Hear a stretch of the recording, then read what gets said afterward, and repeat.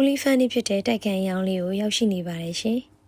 ။တင်ငယ်ကျွမြို့နယ် VIM 16ရပ်ကွက်မှာတည်ရှိရဲ့တတိယတဲ့တိုက်ခန်းအယောင်လေးကိုပြပေးပါမယ်နော်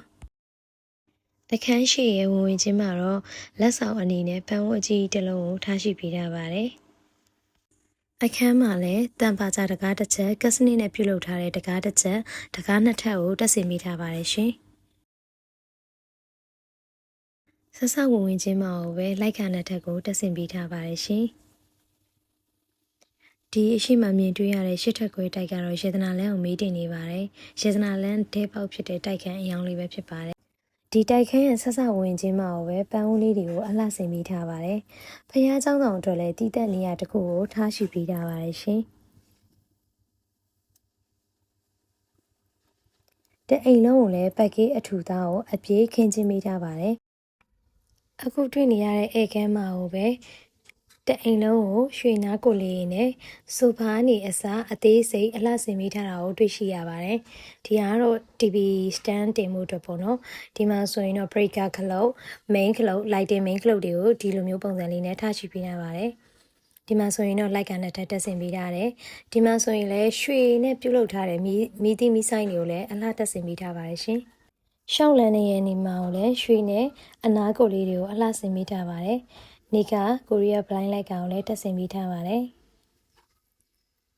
ဒီရှောင်းလန်းပေါ်မှာလည်း luxury design မီးကျိုးအမြုံနဲ့မီးသီးလေးတွေကိုလည်းတက်ဆင်ပေးထားပါတယ်။ဒီပထမဆုံးအခန်းကတော့တယောက်အိတ်အခန်းအကျယ်ကြီးတစ်ခန်းပဲဖြစ်ပါတယ်ရှင်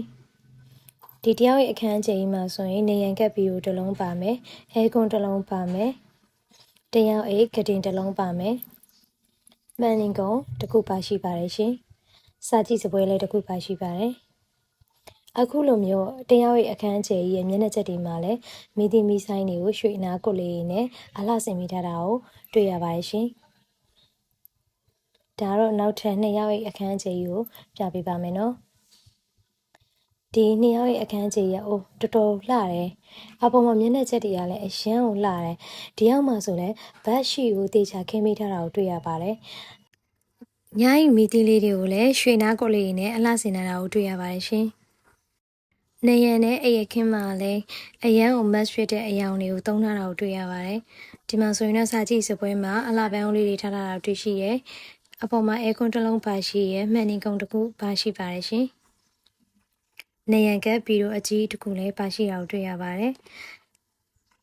ဒီအပေါ်တွေမှာလည်းရွှေနားကိုလေးနဲ့ဒီဇိုင်းကိုပြုလုပ်ပေးထားတာကိုတွေ့ရပါတယ်။ဒီရဲ့ပင်နေရာကိုပဲကြည့်ရွှေနားကိုလေးနဲ့ဒီဇိုင်းပေါ်ထားတာကိုလည်းတွေ့မြင်ရပါတယ်ရှင်။ kitchen အတွက် slide door အကြီးကိုတက်ဆင်ပေးထားပါတယ်။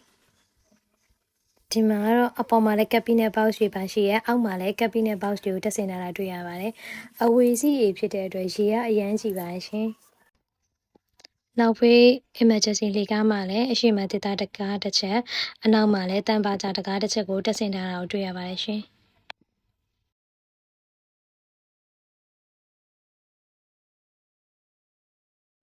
တွိုက်လက်အရှိမှလည်းခုလိုမျိုးအလှဆင်နေတာကိုတွေ့မြင်ရပါတယ်။ရေချိုးကန်းထဲမှာဆိုလည်းရေတိုင်ငယ်အကြီးတစ်လုံးတစ်ခုကိုတက်ဆင်နေတာကိုတွေ့ရပါတယ်။ရေချိုးကန်းထဲရဲ့ဘေးနည်းအနီးမှာလည်းဘောင်လေးတွေကိုရွှေနားကွက်လေးနဲ့ပစ္စည်းတင်မှုအတွက်ထားရှိပေးထားပါတယ်။ရေပွေရေးဆက်တစ်ခုလည်းပါရှိပါတယ်ရှင်။ရေချိုးကန်းအရှိရဲ့တောင်မှာဘေးချင်းတစ်ခုကိုတက်ဆင်နေတာကိုတွေ့မြင်ရပါတယ်ရှင်။အခုလိုရွှေဒီဇိုင်းနဲ့ပြုလုပ်ထားတဲ့ fully furnished တိုက်ခန်းတတိယတဲ့အယောင်လေးကိုလူကြီးမင်းအနေနဲ့ဝယ်ယူခြင်းနဲ့လာရောက်ကြည့်ရှုခြင်းနဲ့ဆိုရင်တော့အောင်ထက်အောင်အင်ချမ်းမျိုးကိုဆက်သွယ်ပြီးတော့လာရောက်ကြည့်ရှုဖို့အတွက်ဖိတ်ခေါ်ပါရစေ။ရေသနာလမ်းကိုလည်းတဲပေါက်ထားတဲ့တိုက်ခန်းအယောင်ပဲဖြစ်ပါတယ်ရှင်။ဈေးနှုန်းလေးကတော့3150ထက်ညှိနှိုင်းဈေးနဲ့ရရှိမှာဖြစ်ပါတယ်။ဆက်သွယ်ရင်ဖုန်းနံပါတ်က3999983693ပဲဖြစ်ပါတယ်ရှင်။ကြည့်ရှုသူလူကြီးမင်းအပေါင်းတို့မင်္ဂလာရှိသောနေ့ရက်လေးကိုပိုင်ဆိုင်ကြပါစေရှင်။